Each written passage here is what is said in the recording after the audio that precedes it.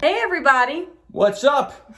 We are That Horror Couple. I'm Kaylin Har and I'm Rob James, and Joe Bob, he's over at the drive-in hanging around watching crazy movies, so come on down!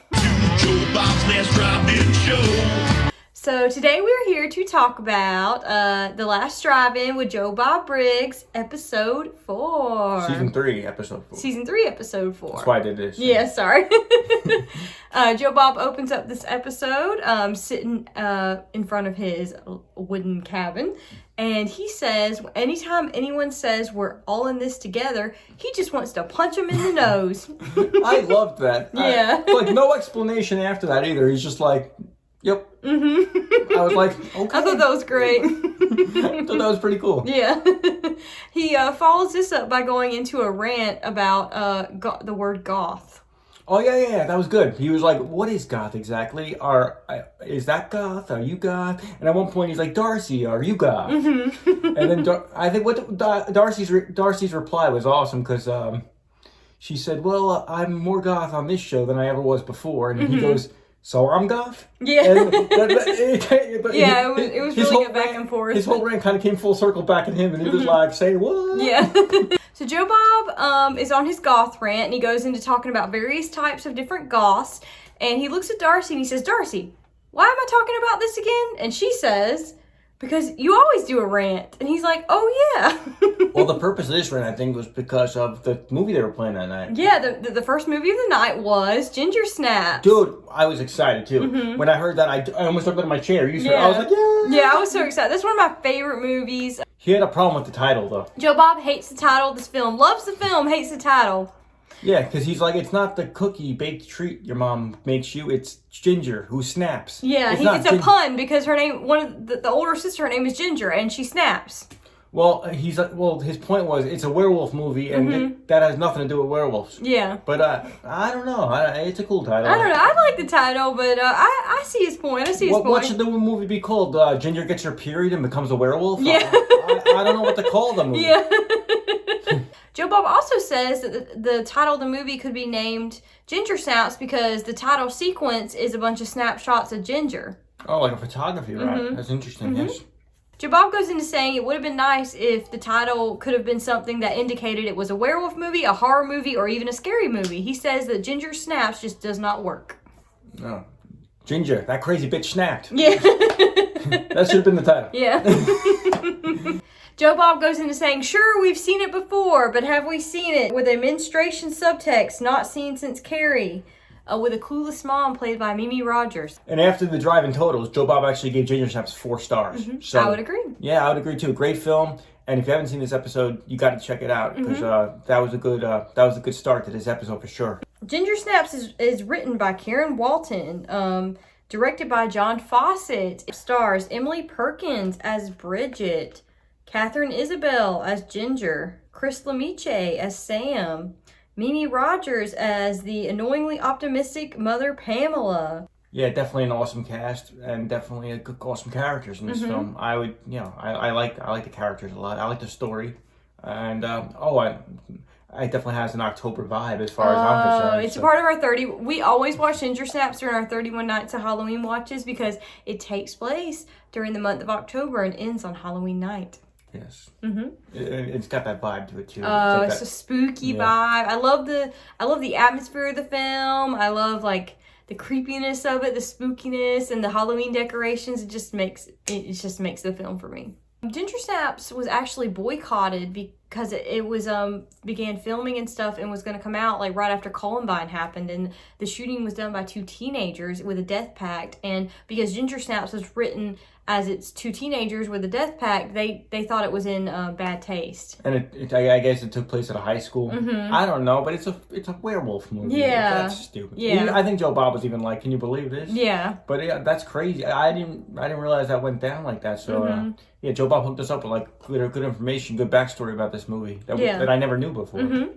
So later on, in the show, Joe Bob says, do you think... Is this the fuck thing? Yeah. He says it would be hard not to find a scene in this film that did not have the word fuck in it. Fuck? Yeah.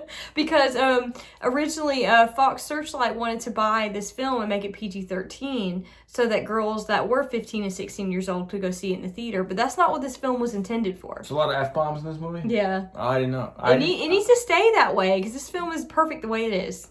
How about Ginger is a fucking werewolf for the title? That would have been like, yeah, that would have told it was a werewolf movie. Yeah. And that fucking would have prepared us for all the F-bombs. Yeah.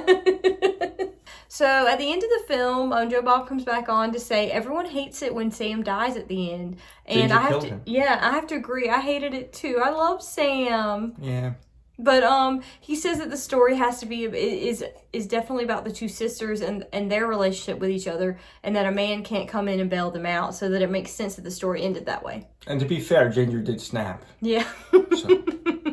Oh, and now we're going to talk about probably my it's my favorite. Probably my favorite part of the evening is when Darcy reveals her cosplay of what she picked out for that film. Mm-hmm. So, it's Ginger Snaps and Darcy pulled off a fucking 10 out of 10 awesome The ultimate Ginger. Yo, that was cool. Yeah, I was she like, did amazing. Yeah, no, she did an amazing Darcy, job. you did great. Knocked it out of the park once again. That was awesome. It made my night. Me too. So Joe Bob was actually in a film called Hogzilla. Hogzilla, Hogzilla, Hogzilla, Hogzilla. And then we love when the cast and crew chant that throughout the episode sometimes. Joe I Bob think it's awesome. He doesn't like to talk about it. Yeah. Dude, it's a cool movie. I love it. I mean, we should cover Hogzilla. We should. We should. Joe Bob, let us know if you want us to cover it or not. Yo, make a request if you want us to cover Hogzilla. We'll do it. Yeah. Yuki. Let me know, man. I'll do it. Yuki's the one chanting it usually, right? I love Yuki. So Joe Bob ends this segment of the show by saying, never corner something that's meaner than you. He ended the show with a joke about a frog giving a blowjob, I thought. To a trucker. It was pretty funny. Yeah, you got to tune in just for that joke. Seriously. How would that even work? I don't know. I'd probably get Was it warts? Yeah, you get get warts from a frog? You get warts on your cock. Yeah. Can I say cock? Dick? Yeah. Penis. Okay. So the next movie of the night was a film called Fried Berry. And Joe Bob goes on a rant about how he doesn't think that movies don't do heroin right anymore. Is there a proper way to do heroin? He says that in the movies, when they portray somebody who is just on heroin, that they're hyper and off the wall, but in reality they're supposed to be slumped back, all in a daze. Which I guess that's true. He asked Darcy. He's like, Darcy, how much heroin have you done today? Darcy was like, say what? Yeah. That was weird. I was like, what? I thought it was funny the way he described heroin. He's like, he was just doing some horse. I'm like, doing some horse? I'm like, I've never heard that expression. Fried Berry was actually a short film written and directed by Ryan Kruger that ended up making it into a feature-length film with actor Gary Green, who actually wasn't really an actor. So Ryan Kruger used him. He just said, you don't really have to speak much. Just, be yourself. No, but he pulled it off with his facial expressions and his... and I tell you, at the time, I never seen this movie before. This was actually the premiere of it. Yeah. So I never seen this before. Me neither. So right when it was happening, as I was watching it, I'm like, what am I watching? That was my first reaction. I'm like, what is Joe Bob showing me? Yeah. And it was a little trippy, a little different, and I didn't know what to think. I really didn't know what to think at first. Neither. But since then, I rewatched it, and it's actually a pretty good film, I think. Okay. You disagree? No, I do, but it's okay. I thought it was pretty cool. I mean, it's out there, but it's entertaining for sure. And the basic plot of Fried Berry is... Barry is a drug-addled, abusive bastard who, after yet another bender, is abducted by aliens. Barry takes a back seat as an alien visitor, assumes control of his body, and takes it for a joyride through Cape Town. What follows is an onslaught of drugs, sex, and violence as our alien tourist enters the weird and wonderful world of humankind. Yeah, it's really a crazy film. spoil it. I don't want to spoil anything, but there was one scene with like a pregnant lady that gave birth on the spot. Oh wow, yeah, that was out there. This is a crazy movie, but it's actually if you think about it, it's actually a pretty good story. Mm-hmm. So definitely check it out. And I love when The Last Drive-In shows me something I've never seen before and shows me something a little different sometimes. And I love also when Joe Bob like premieres a movie we've never seen and like gives us like the facts about the director, the writer, like all these different things. Like I love when he goes on tangents, like ranting about certain things about the film. That's how we found out about Hogzilla. Yeah.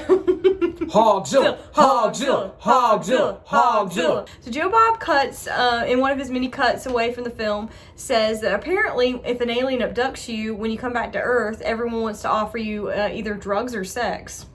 Yeah, that guy was the man with chicks. Barry, yeah, the girls wanted he him. looks so cracked out, and he gets like all these like beautiful women that come up to him and they're like, "Hey." I like the girl, the checkout girl at the grocery store. She's like, yeah, with the banana. Yeah, there was some funny parts in the film too. Mm-hmm. Ever bang a Martian? No. No. People be like, there he goes. Homeboy fucked a Martian once. Joe Bob actually refers to this movie saying it's like E.T. on heroin. Ouch. Elliot, phone home. Joe Bob also says he encourages all indie filmmakers out there to go out there and make their films happen. Exactly, and that's what's awesome about The Last Drive-In. They don't just they play. They don't discriminate. They play popular stuff, but they also play stuff that nobody's heard of yet, and stuff that's interesting as hell. So I love that. This is a great show to watch. If you're a fan of just films in general, they have it all. They play classics. They play stuff that like unheard of stuff, like really underground stuff. Yeah, really obscure stuff, and there are no rules in The Last Drive-In. True.